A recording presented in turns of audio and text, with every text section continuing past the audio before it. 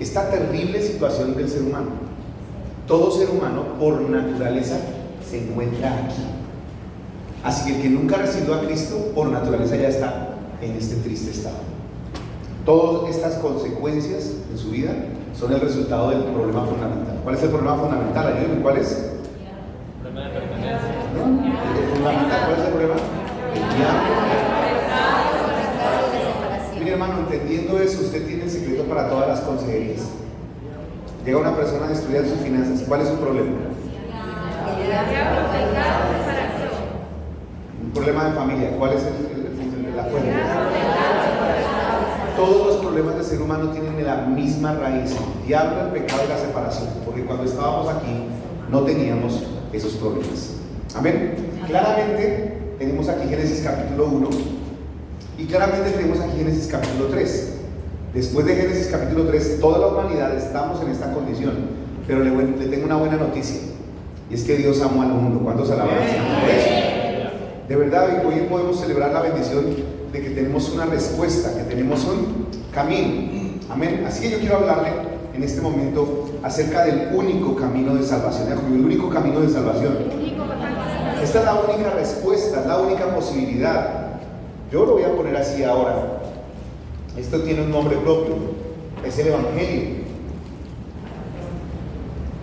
Este es el mensaje del Evangelio. El mensaje del Evangelio nos habla del único camino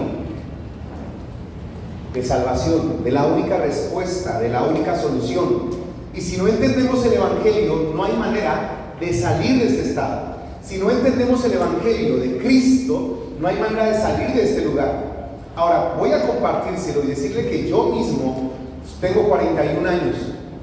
Y en 40 años nací en una cuna cristiana, aunque la cuna era cristiana, yo no.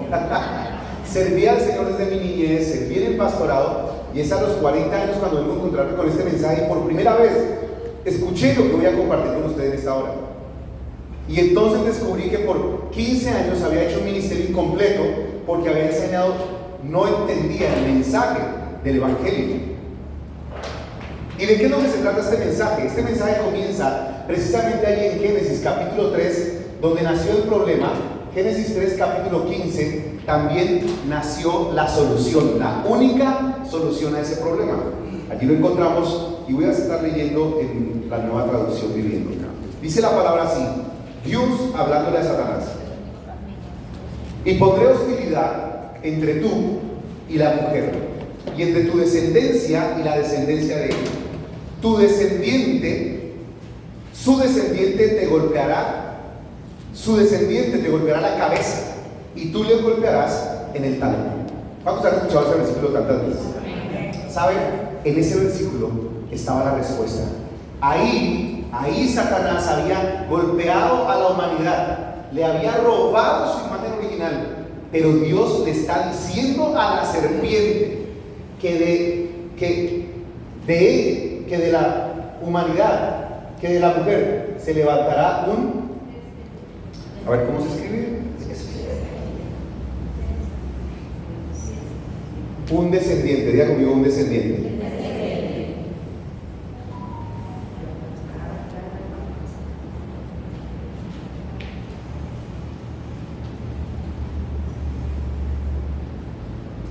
Voy a decirlo otra vez.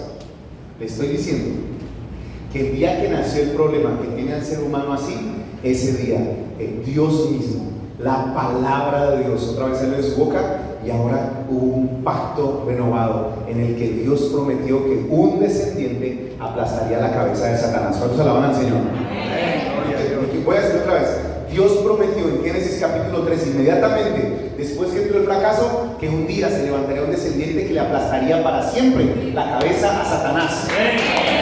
Ahora, yo quiero que lo sepas porque eso significa que para esto hay solución. ¿Cuántos dicen amén? Amén. Ya conmigo, para el pecado, para el diablo, para la separación, hay una solución.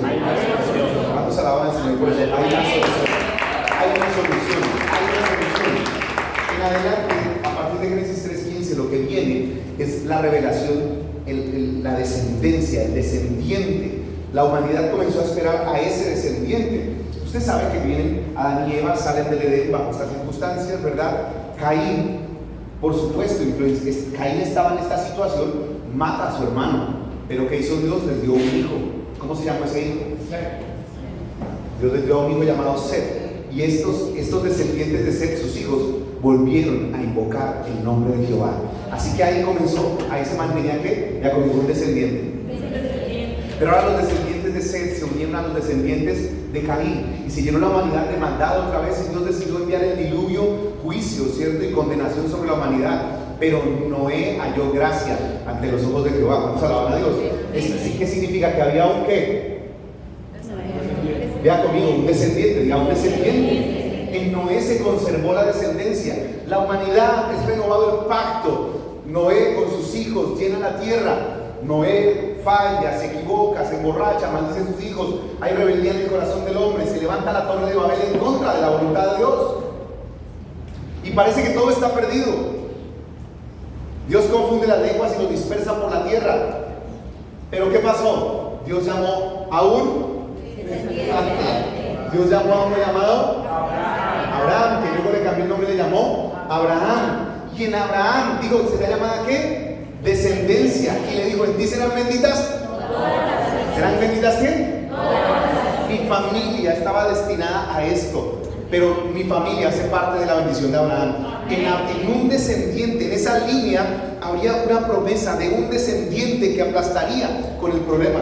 Sin embargo, usted sabe que Abraham tuvo problemas porque estaba en esta condición. Abraham era la línea que Dios escogió, pero estaba en la misma condición. Vinieron sus hijos, Abraham, Esaú, Isaac. Dios le da Jacob, ¿verdad? Tenemos en Abraham a los patriarcas. Dios le da Jacob. Y en Jacob le es llamada descendencia. Dios llamó el nombre a Jacob y le llamó Israel. 12 hijos, ¿verdad? Y en ellos iba a levantar una gran nación. Su nombre fue llamado de Jacob a Israel. Y en Israel comienza una maravillosa historia de esta descendencia, porque a través no de un hombre, sino de una nación vendría ese descendiente. ¿Cuándo se la van a decir? ¿Cuándo entienden esto? Cuando no leemos así la escritura, entonces explicamos mal el Antiguo Testamento, porque no entendemos la razón de ser de la nación de Israel. Solo tenemos lindas historias, novelas judías, novelas del pueblo hebreo. Pero lo que tenemos que entender es que lo que pasó con Israel era porque venía un descendiente que aplastaría para siempre la cabeza de Satanás. ¿Alguien lo entiende conmigo?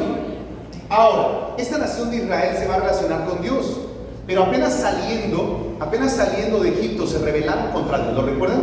Y construyeron un becerro y lo adoraron. Así que Dios tiene que establecer una forma de relacionarse, un Dios santo con un pueblo pecador. Así que Dios comienza a preparar toda esta cantidad de sombras, los sacrificios de animales. ¿Cuántos recuerdan que hubo un sacrificio de animales? Así que la única manera de Dios relacionarse con este pueblo pecador fue a través de un sistema sacerdotal. Dios escogió sacerdotes. Entonces, entre el pueblo, Dios escogió sacerdotes. Díganme, los sacerdotes. Y estos sacerdotes eran los únicos que podían relacionarse, entrar a un lugar, al lugar santísimo. Segunda sombra. La segunda sombra. ¿Sabe qué es el tabernáculo? ¿Usted sabe qué es el tabernáculo? El tabernáculo es un modelo del cielo traído a la tierra. ¿Sí sabía eso? Moisés vio un modelo y lo que vio, así lo dibujó, pero la palabra dice que el verdadero tabernáculo, ¿dónde está? Así que el tabernáculo era un modelo del cielo traído a la tierra, pero ellos en esta condición no podían entrar allá. Entonces hubo un sistema de sacerdotes, ¿verdad? A través del sacrificio de animales, a través del derramamiento de sangre. Entonces hubo la posibilidad de ingresar allí. Y estos sacerdotes fueron ungidos. No cualquiera era sacerdote. Tenía que ser un ¿qué? Tenía que ser un descendiente de la tribu de Leví, escogido para esta labor. Y ahora consagrado, pasado por sangre, ¿verdad? Para la remisión, pero ahora ungido con aceite. Este mismo pueblo, más adelante, el último de los sacerdotes de ese tipo, Samuel, pero le piden un rey. Y les da un rey, primero Saúl, conforme al corazón de ellos, pero le da un rey conforme al corazón de Dios, llamado David. Así que tenemos reyes. Dios también ungió el rey para llevar a esa nación y a través de ella traer un descendiente. Y entre ellos recordamos a quién, a David. Y Dios le prometió a David un qué. ¿Un qué? Hermano, mire, ¿cuánto usted ha predicado de David, el dulce cantor de Israel, el hombre conforme al corazón de Dios? Y no sabe que David no era sino uno más en la pieza, en la cadena, en el plan perfecto de Dios para cumplir la promesa de Génesis 3:15. David no es importante en razón de ser el gran David, sino en que fue el que Dios escogió en esta cadena para traer al único que podría acabar con el problema. David venció a los filisteos, David venció a Goliat, pero David no pudo vencer al verdadero enemigo. ¿Cómo se llama el verdadero enemigo?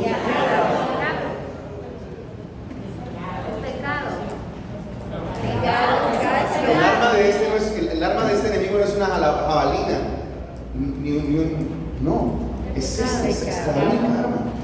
Y David no la pudo vencer, pero fue levantado y con él los reyes de la nación de Israel. David, dice la palabra que fue ungido, ¿verdad? Y que a partir de ese día el Espíritu del Señor venía sobre él. Pero ahora en este mismo proceso de descendientes, los reyes fallaron, los reyes se equivocaron. Y Dios levantó un tercer ungido en la nación para hacer volver a los reyes el corazón a Dios. ¿A quién le levantó Dios?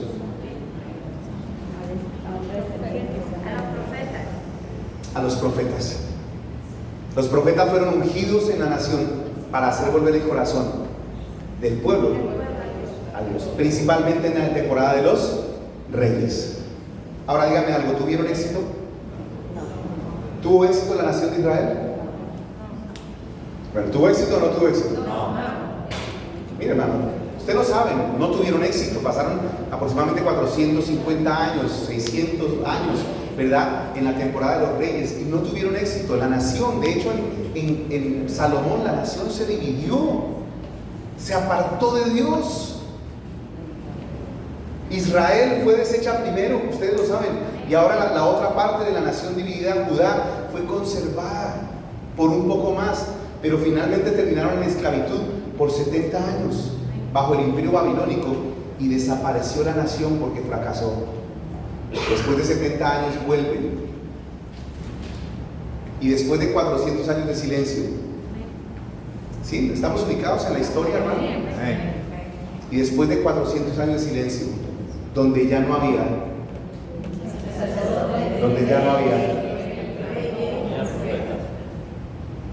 solo había una promesa. Diga conmigo, una promesa.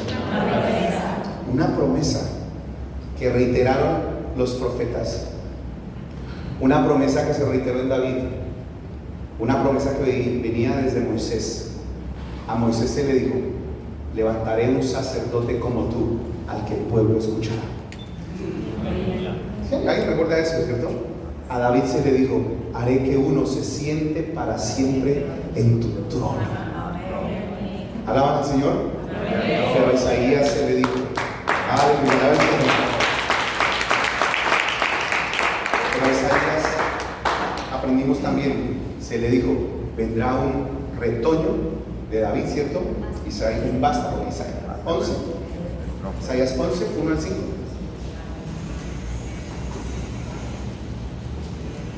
Recordamos muchísimo al profeta Isaías. Así que la nación por 400 años no tenía nada de lo que un día fueron, solo tenían una promesa. ¿Saben, mi hermano, ustedes y yo tenemos mucho más que una promesa? Porque ellos esperaron 400 años, pero nosotros ya tenemos el cumplimiento de la promesa. ¿Cuántos se lo van a hacer? Gloria a Dios. Gloria a Dios. Muy bien. ¿Sabe? La esperaron. El silencio se rompió. Porque ese descendiente tenía nombre propio. ¿Cuál es su nombre? El silencio se rompió cuando el ángel apareció esa tarde en el patio donde estaba esa virgen. Y vino la visitación y se le dijo: y tendrás un hijo y llamarás su nombre Jesús, porque Él salvará al mundo de sus pecados. ¿Alguien tiene un aplauso al Señor por eso? Ese es el nombre del descendiente, Jesús. Porque Él salvará, Él es el descendiente. Él es el que aplastaría la cabeza de Satanás. Es Jesús. Mi hermano, lamentablemente quiero decirle que la iglesia por años no ha mostrado a Jesús como la única solución a estos tres problemas. Y Él sigue siendo la única solución. El mismo Jesús reitera que se trata de Él y no en otro, en Lucas capítulo 4, versículo 16 al 21. Lucas 4, 16 al 21.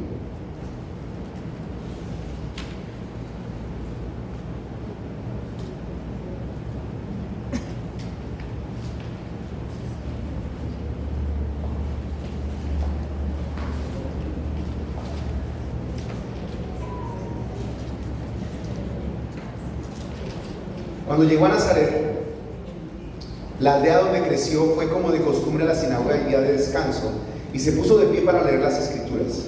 Le dieron el rollo del profeta Isaías. ¿El libro del profeta qué?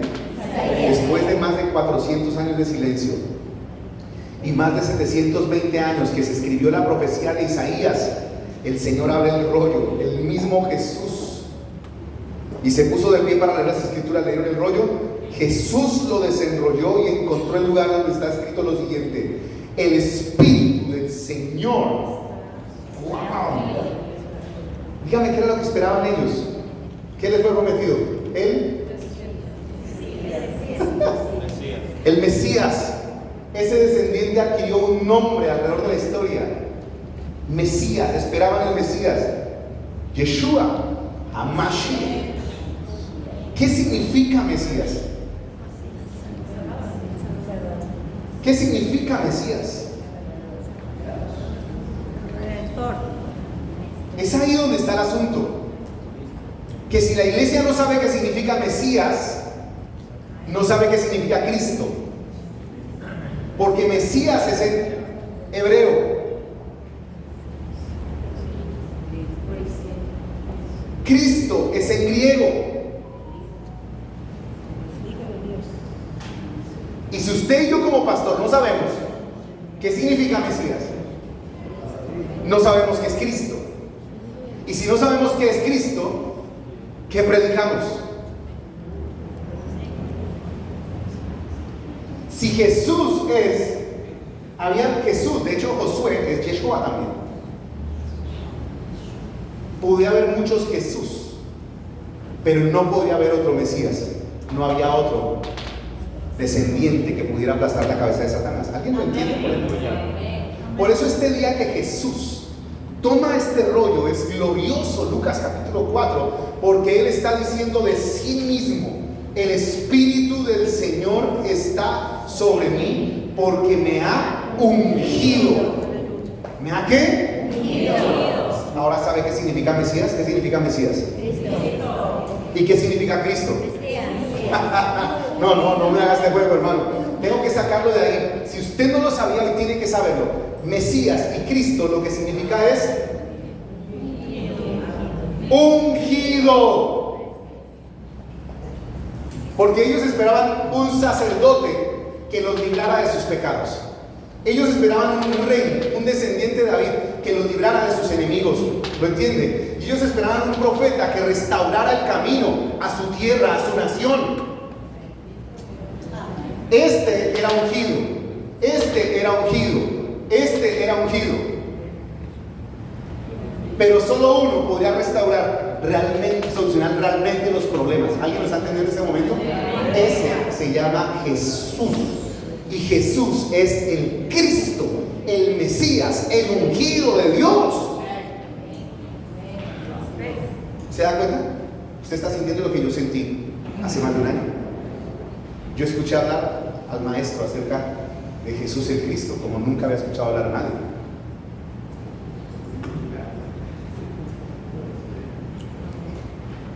Él es el ungido. Porque me ha ungido para dar buena nueva a los pobres. Me ha enviado a proclamar que los cautivos serán liberados, que los ciegos verán que los oprimidos serán puestos en libertad, y que ha llegado el tiempo del favor del Señor para Ecuador. Amén. ¿Alguien aplaude al Señor? Ya que ya. Bueno. Eso significa mucho. Claro, esto hizo un escándalo en medio de los fariseos, porque estaba diciendo que él era el ungido, que él era el descendiente de David, que él era el que reemplazaría a Moisés, que él era el descendiente de Abraham, que él era el que le aplastaría la cabeza a Satanás. Hubo un escándalo, como yo espero que haya un escándalo en medio de la iglesia, cuando en los púlpitos de Ecuador se vuelva a predicar que Jesús es el Cristo. Lo enrolló de nuevo, se lo entregó al ayudante y se sentó. Todas las miradas en la sinagoga se fijaron en él. Después Jesús comenzó a hablarles: la escritura que acaban de oír se ha cumplido en este mismo día. En adelante no me voy a extender acá, porque usted ya conoce el resto de la historia. Usted sabe que Jesús es Dios, que vino, que sirvió, dice la palabra en Filipenses capítulo 2, versículo 5 al 10 en adelante, que no estimó el ser igual a Dios como cosa que aferrarse, sino que se despojó a sí mismo. Tomó forma de siervo y se hizo obediente hasta la muerte, y muerte de cruz. Ese es el resumen de la obra de Cristo. Jesucristo vino, sirvió, predicó la palabra, levantó a sus discípulos, enseñó, pero esa no era su labor, sino morir en la cruz del Calvario. Fue sepultado, pero no se quedó sepultado, sino que ¿qué ocurrió, mi hermano? Resucitó al tercer día. ¿Alguien alaba al Señor por eso? Porque Jesucristo no se quedó muerto, porque Él resucitó. Él es Jesús, el Cristo, el Hijo del Dios viviente. Romanos capítulo 1, versículo 1 al 6.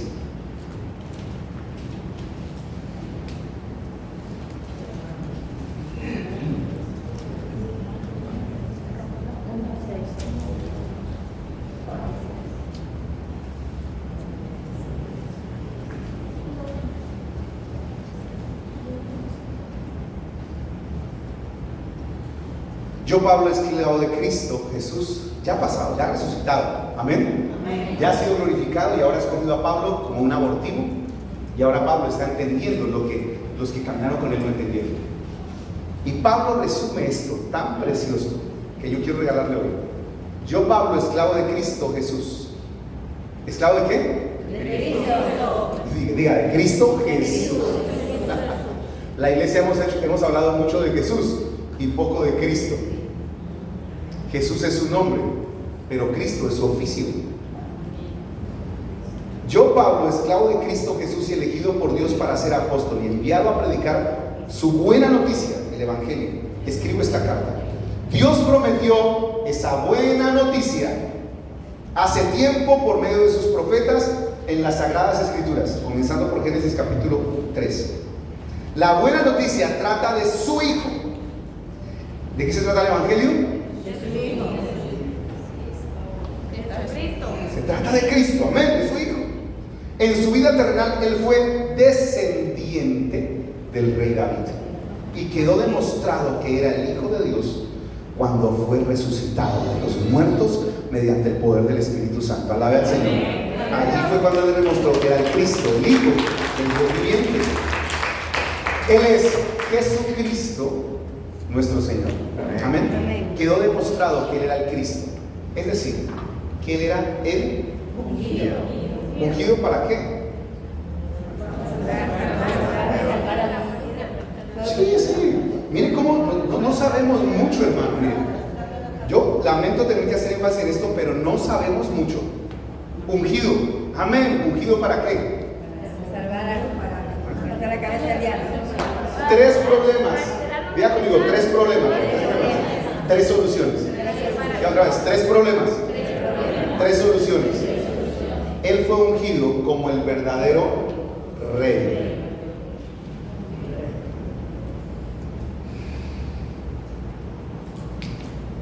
Ungido como el verdadero rey. Tengo que citar los versículos. No sé si alguien los tiene, los busco acá. Hebreos 2, 9 y 10. Él fue ungido como el verdadero rey. Él es el Cristo, el verdadero rey. Los reyes del Antiguo Testamento debían proteger a la nación de sus enemigos y establecer el reino de Israel, pero fracasaron. Solo Cristo vino a destruir al diablo y todas sus obras.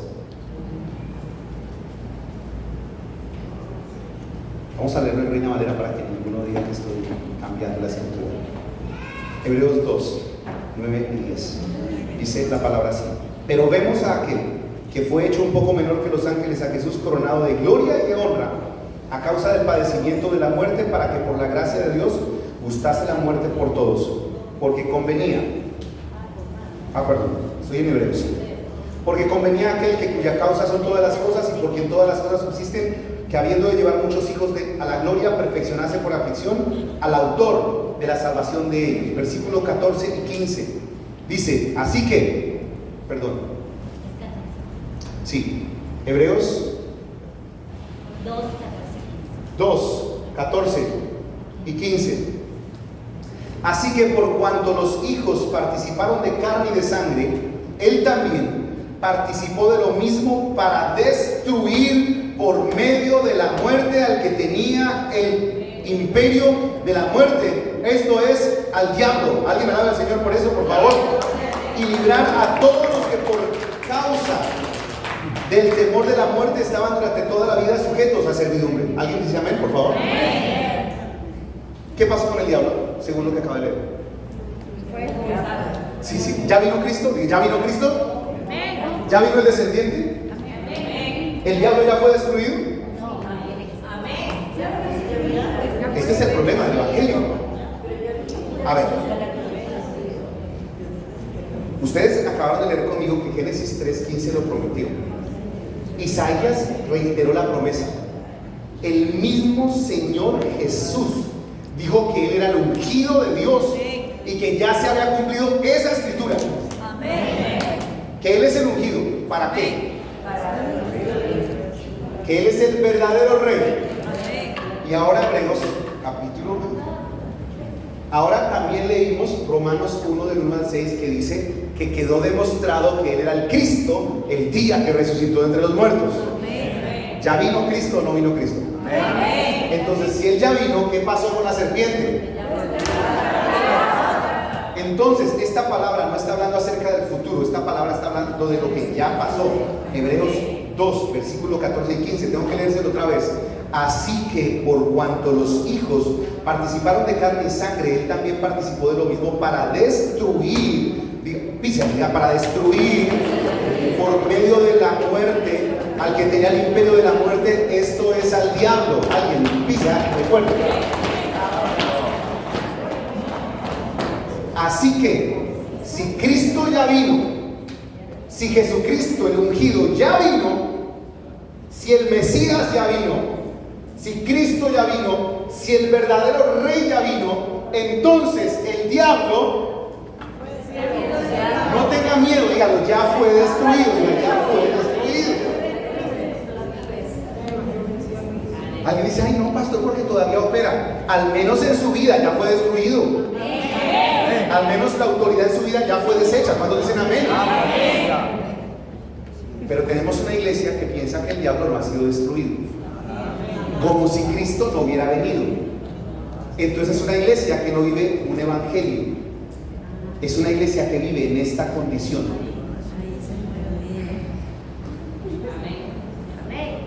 Uy, pero Cristo fue ungido como el verdadero sacerdote. ¿Como el verdadero qué? Verdadero sacerdote. Solamente creo que podemos leer un versículo. ¿Me confirmas, Pati? Hebreos 10. Bueno, ayúdame usted ahí. Hebreos 10. Voy a leerle, este me encanta, lo necesito leer. Voy a leerle varios y vamos a centrar en el que usamos principalmente. Pero mire, Hebreos, comencemos en el 9. 9, 11, Hebreos 10, perdón, Hebreos 9.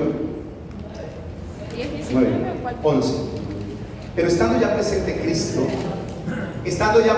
Cristo, sumo sacerdote de los bienes venideros por el más amplio y más perfecto tabernáculo no hecho de manos, es decir, no de esta creación. Y no por sangre de machos cabríos ni de becerros, sino por su propia sangre, entró una vez y para siempre en el lugar santísimo, obteniendo eterna redención. Diga, eterna redención. ¿Ya entró Cristo? ¿Ya entró al lugar santísimo? Que no es el tabernáculo terrenal, sino el tabernáculo celestial. Ya entró delante del trono de Dios y se presentó a sí mismo como sacrificio y obtuvo eterna redención. ¿Ya pasó eso? Porque si la sangre de los toros y de los machos cabríos y las cenizas de la becerra santificaban para la purificación de la carne, cuánto más la sangre de Cristo, el cual mediante el Espíritu Eterno se ofreció a sí mismo sin mancha a Dios, limpiará nuestras conciencias de obras muertas para que sirváis al Dios vivo. Wow, esto es impresionante. Ahora sí, el capítulo 10, versículo 11. 10, 11. Dice: y ciertamente todo sacerdote está día tras día ministrando y ofreciendo muchas veces los mismos sacrificios que nunca pueden quitar los pecados. Pero Cristo, habiendo ofrecido una vez y para siempre, diga otra vez, una vez y para siempre. Diga otra vez, una vez y para siempre. Porque muchos piensan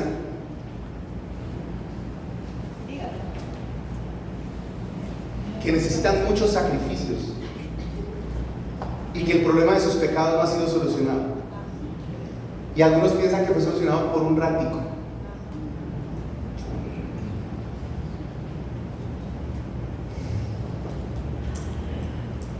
Por los pecados se ha sentado a la diestra de Dios, de ahí en adelante esperando hasta que sus enemigos sean puestos por estrado de sus pies. Porque con una sola ofrenda hizo perfectos para siempre a los santificados. ¿A los qué? Santificados. No dice una vez y para siempre hizo perfectos a los pecadores. Después de que vino Cristo y alguien cree en Él, ya no está en la lista de los pecadores, está en la lista de los santificados. ¿Cuántos alaban? Y nos atestigua lo mismo al Espíritu Santo, porque después de haber dicho: este es el pacto que haré con ellos. ¿Me recuerdas para el versículo clave? Ahora vamos a leer nuestro versículo clave para este pasaje, que es Hebreos. Verdadero sacerdote, aquí estoy. Hebreos 10, 19.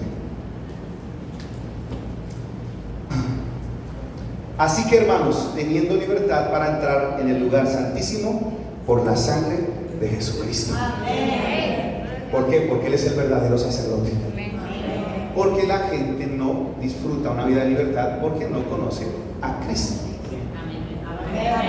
Pero recibieron a Jesús, pero no saben quién es Cristo. Pues es un evangelio sin poder. Y finalmente, Él vino como verdadero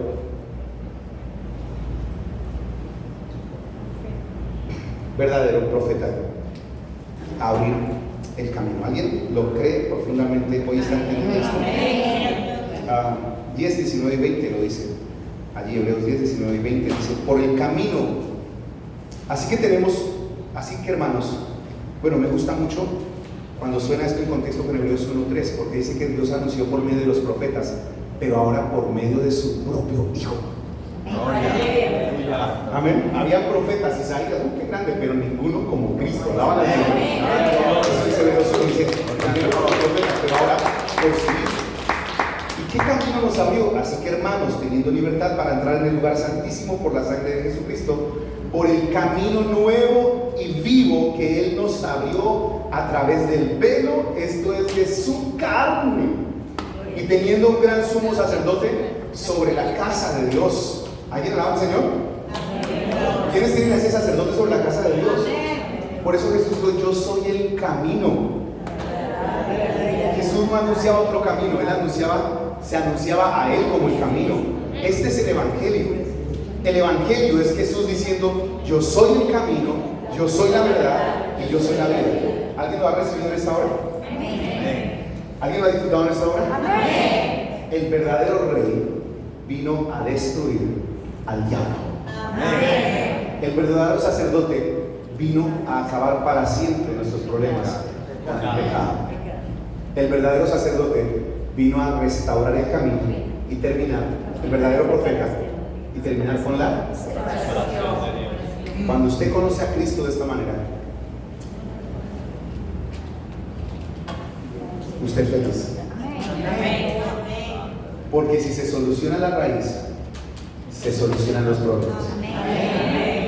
De pronto cuando alguien ve estos problemas, digo, ay, sí, de verdad tenemos esos problemas. La iglesia anda así, porque anda así. Y anda así, porque no conoce el mensaje del Evangelio. Y como los pastores, y voy a decirlo para cerrar y podamos cerrar en la bendición de Dios, no lo entendemos, que no, si no lo hago, quedaría incompleto. Hermano, tengo que hacerle esta reflexión, porque yo me la hice. Si yo por 40 años no he predicado esto, entonces ¿qué he predicado? Pero eso no es lo que me preocupa. Es que si no he predicado eso es porque yo no lo he creído. ¿Qué he creído yo? Entonces, ¿en qué Jesús creí? Porque si no creo en este Cristo, entonces yo estoy pensando que el diablo me gobierna todavía, que yo soy un pecador y que el pecado me gobierna, y por tanto que yo vivo separado de Dios. Y si soy separado de Dios, estoy como el pescadito por fuera del agua. Entonces yo digo, Señor, si yo no te he conocido, yo quiero conocerte. Yo quiero invitarle a usted que si usted reconoce que usted de verdad ha estado ignorante de Cristo, hoy entregue su vida otra vez al Señor. Usted puede ser apóstol, profeta, evangelista, maestro, pastor, querubín si desea, pero si usted no es un hijo de Dios, está perdido.